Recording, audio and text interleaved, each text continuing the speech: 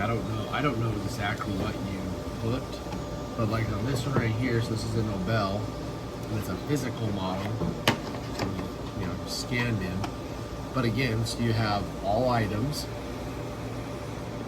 and then it's a Nobel CCRP, so that's the conical connection, and then it's a CCRP, so then it's the RP titanium. So when it was set up, they had to come in here and select the conical from all this stuff, and then they had to come down here and select the RP titanium, whatever.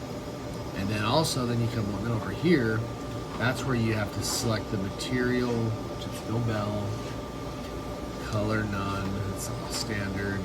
Then manufacturer, again, Nobel, Procera, manufacturing process, NP milling, which I think when you set them up, you like, I think this stuff is pretty, this is perhaps pretty standard as far as if it's Nobel, then all this stuff, it might auto-generate on its own, or I'm not sure if you have to select all this stuff, but I think it's always kind of the same, because it's really just saying where are you milling it? Are you gonna mill this here, or are you sending it somewhere?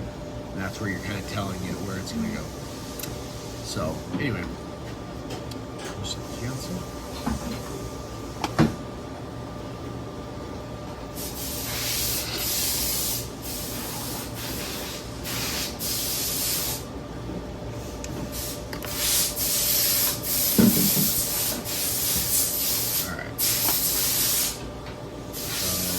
Always look over the top. Actually, since this is a physical model, I don't even have to do this part, because again, this is really just for model builder.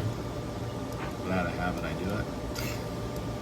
But if it wasn't, if it was a printed model, or going to be milling the model, then you just get it nice and straight so that it is even. And that doesn't need it to be trimmed. Physical model. And of course, always want to make sure you set the abutment on the buckle side. If it gets put over here, when you get to the abutment will be rotated. And then sometimes you can get away with it, but depending on the tooth, especially if it's a front tooth, it will look funky. And you just click back to this step and click the box, hit clear, and then you set it the right way. That way it'll be, when it gives it to you, it'll be facing, buckle will be buckled in the bead. Alright, next. Insertion direction is good. Okay. So this will just, as you do the, design the tooth, since this is a single unit and it's being sent out, this is one where I will design the abutment or the crown with it. But whenever they're milled here, even if it's a single, double, like that's when you design them, the crowns after the abutments come in. So you design the crown first? Yeah. So it has you do the crown first. So you just pretty much get the crown in the general location that it's supposed to be.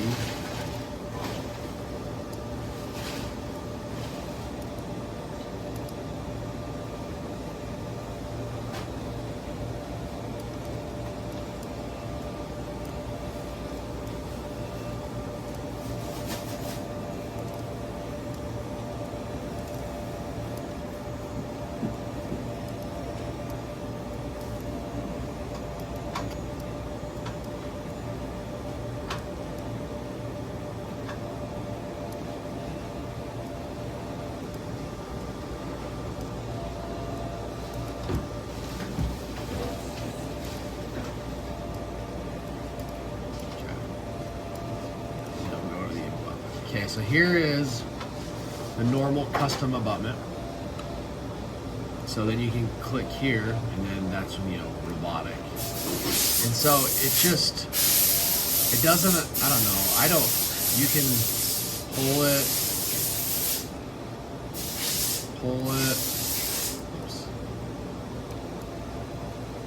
I just don't ever use it. But some people like it, but it doesn't allow you necessarily to customize it. It's just the shape is kind of always the same. You can just pull it up and down and stuff like that. So I don't do it. So I'll go back to custom abutment. Just undo everything. Usually you do the custom abutment. Yeah, so I always use custom abutment. Because I think it looks better. Okay. You know, it doesn't look like a stock abutment is designed. For all kind of design. Yeah, I always use custom abutment. So again, and see how it's red down there? So that's not gonna let me go to the next step with that. So you gotta figure out where it's not gonna be red. So sometimes you gotta, like I wanna be 2 boxes under, but tissue's really low, so it's not gonna let me be 2 boxes. So you just make it as low as you can without it being red. And then over here, now here I should be fine for the 1 box for the lingual. So that's, again, each box is 0.5 millimeter. The same thing, so I can pull it over here, but it's still 1 box from there. And then, roll that in a little bit. Roll that in. Pull that down. Pull it over. So 1 block is like a 4 cook. Yeah, so for the mesial, the distal, the lingual, they're all 1 box, 0.5 millimeter. 1 box, I mean like a 4 small square. Yep. So again, I'll pull this line, pull the red line over to the black line, because that's the tissue, and then I'm still 1 box underneath it there as well. Roll that in a little bit.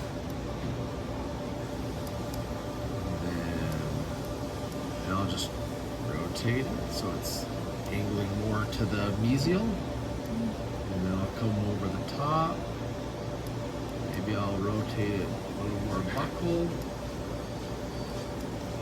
And then mess with the shape of it to get it more of a, since it's a molar, I want it more of that square.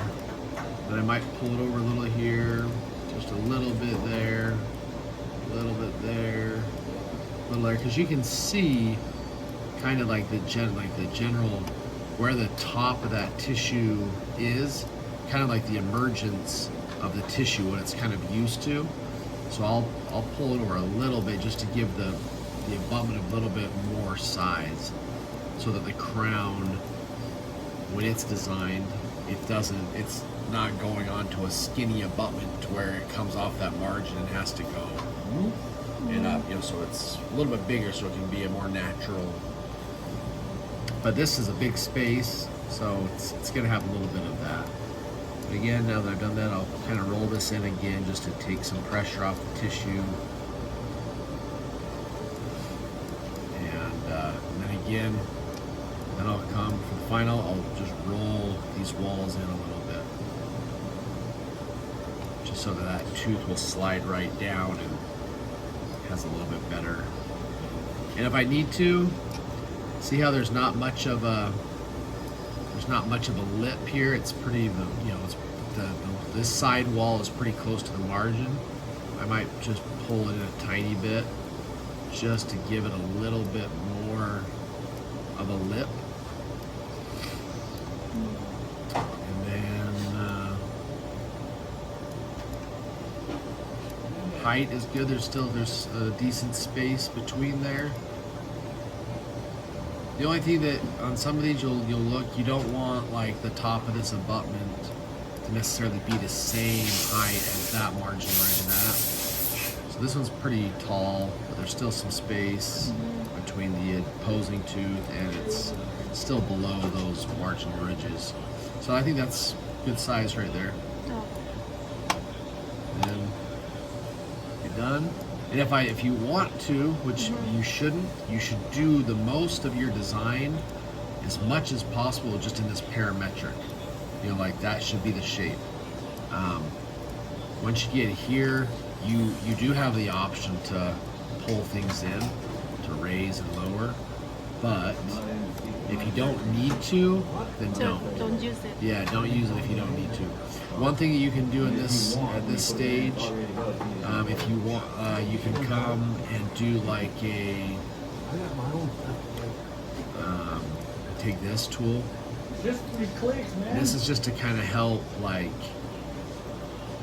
so that the tooth, when you put the crown on, it gives, so it doesn't just like spin, you know. So like you can come here and just do something like this and just cut that off.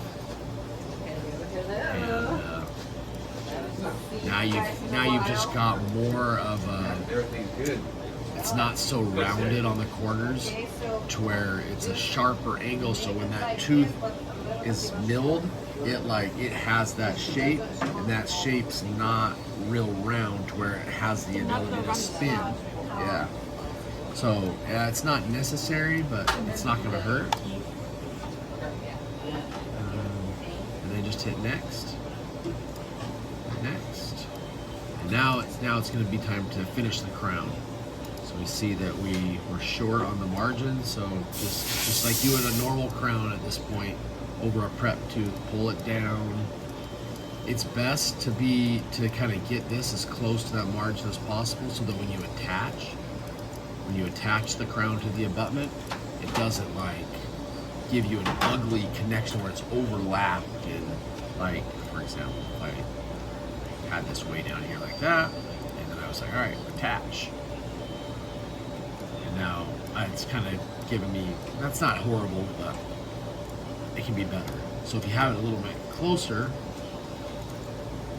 then when you go and attach it, it's just a cleaner connection and less work. So I always attach it, and then I'll just kind of come and smooth it, and then look at like this line here, just kind of smooth that out.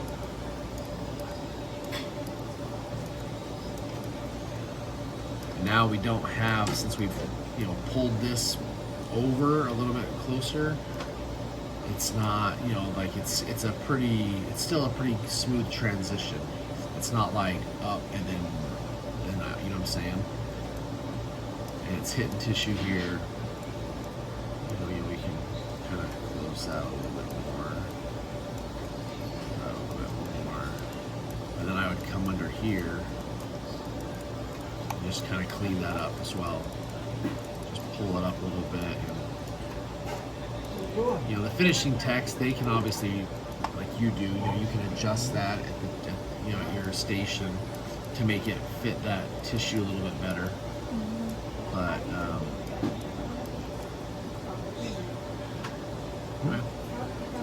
and then let's check, make sure our colors are good.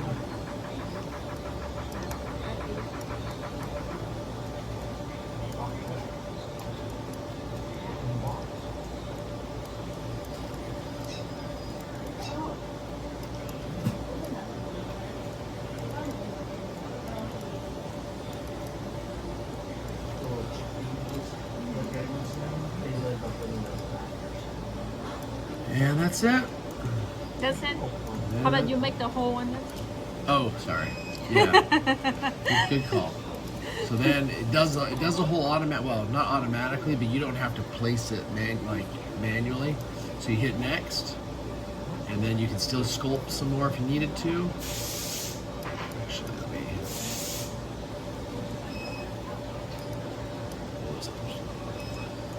Okay, and then sculpt. So now in assembly. So this is where you just come here, screw hole through all layers. And click. And just put it in there. And that's it. So that's the good thing about designing the crown and the abutment at the same time. It will line it up 100%. And then this is if it wasn't a screw, if the screw hole was, if it was going to be cement retained, then we can make this is the seating jig. But since it is screw retained and it was fine, we have to design it a little bit just so that it passes the parameters. But normally, like, you would pull it out like that, and then you would pull this down about like that to make that seating jig. But On this case, I would have just gotten it to a certain point and gone because we're not going to need the jig. But this is kind of the shape. When we need this one. If we needed a jig for this one, this is what it would look like. So when they need that, then we do that. If Yeah, we don't, and we they don't they add put one. them almost on every case, just in case. But this, like I said, this one since we're able to make it screw retained, the doctor's not going to need a seating jig, and it comes like with the name. So if we're going to do the name, we'd change that to 2, and then I would delete all this. And then you can come and click and grab it. And move it.